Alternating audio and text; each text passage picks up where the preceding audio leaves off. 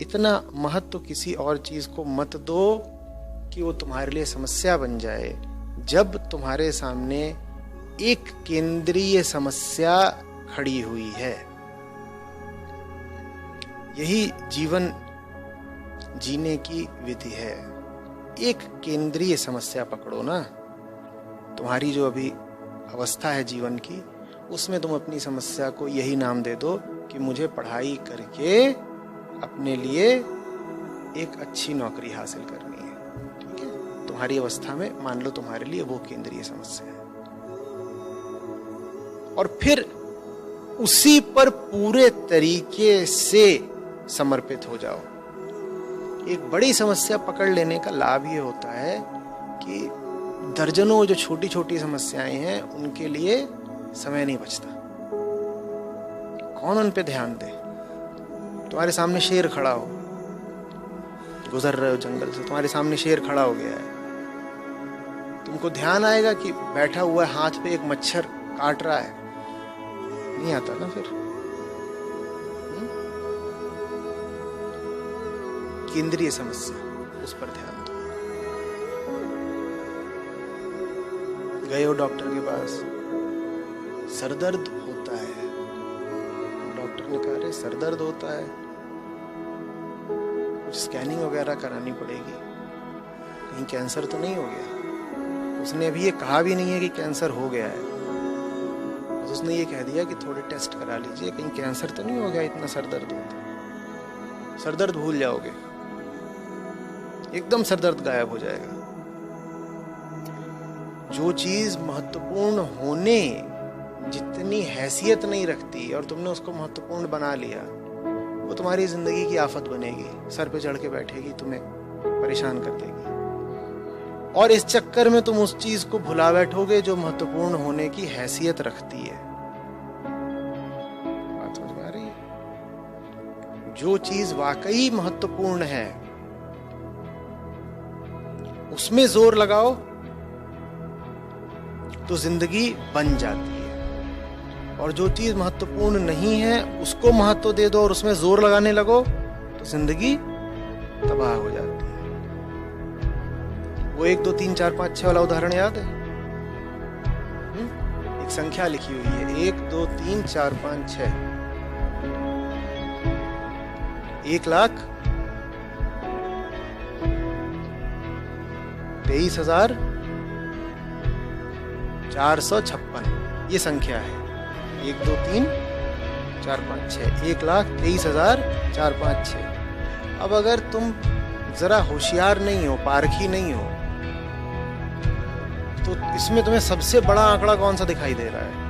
6। तुम कहोगे मैं इसी पे मेहनत करता हूँ, इसको आगे बढ़ाता हूँ, सबसे महत्वपूर्ण तो यही है, ये 6 है, ये सबसे बड़ी हैसियत का है, मैं इसी को आगे बढ़ाता हूँ। और तुमने बहुत जान लगाई है, तुमने 6 को बढ़ा के 9 कर दिया। क्या तरक्की करी है तुमने? 6 को बढ़ा के 9 कर दिया, 6 7 8 9 पहुंचा दिया। और एक दूसरा आदमी है जिसने 1 को बढ़ा के 2 कर दिया। हम में से ज्यादातर लोगों को पता ही नहीं होता कि हम किस जगह पे मेहनत कर रहे हैं, जिस चीज में अपनी ऊर्जा लगा रहे हो उसकी कुछ हैसियत भी है, कुछ प्लेस वैल्यू है उसकी। विवेकहीन श्रम किस काम का है?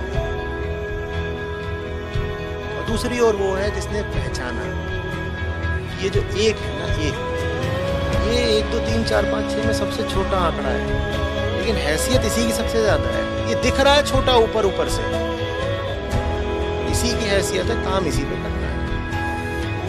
देखो, एक चीज को केंद्रीयता देनी पड़ती है। केंद्रीयता माने सबसे प्राथमिक जगह, सबसे ऊंचा महत्व।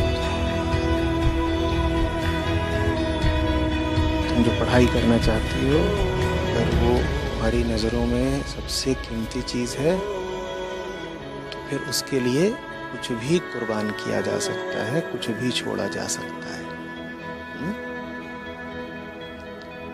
अपने आप को साफ बता दो कि तुम्हारी कोई जिम्मेदारी नहीं है ऐसे मौकों पर, ऐसे समयों पर मौजूद रहने की जहां